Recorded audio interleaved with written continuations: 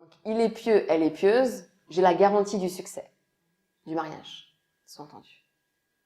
Ça, c'est ce qui revient très, très, très souvent.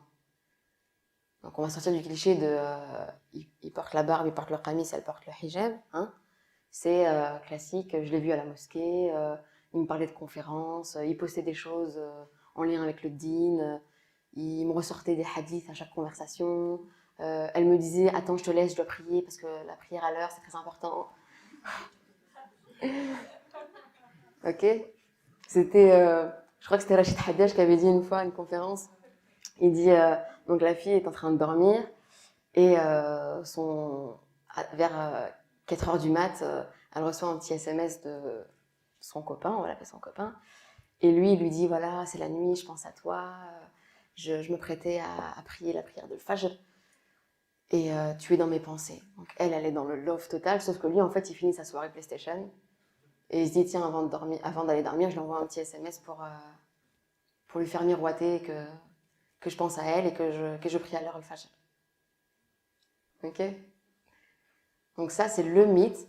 Et c'est souvent ce qui revient, c'est j'ai vu un côté de lui ou un côté d'elle qui m'a donné envie, qui m'a mis ou mise en confiance. Et je me suis dit, c'est bon, enfin, c'est la personne idéale pour moi. La piété, elle se mesure pas, elle se vit.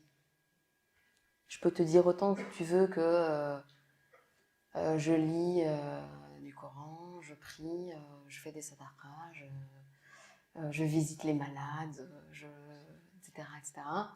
Ça reste du blabla. Okay, même s'il ne faut pas mettre de côté les gens qui sont vraiment sincères, authentiques, qui font ça avant et qui continuent de le faire après. Mais ça ne doit pas être le seul élément sur lequel on doit se baser avant de se marier. Donc la partie invisible de l'iceberg qu'on vient de voir, ça c'est le quotidien du couple. Il y a des femmes qui me disent je me suis mariée avec le frère que tout le monde conseillait à la mosquée et sur 2 ans de mariage, il a prié 2 fois le fajr. Ok. Ou on part en vacances, il me dit retire ton hijab parce qu'il n'y a plus personne qui te voit.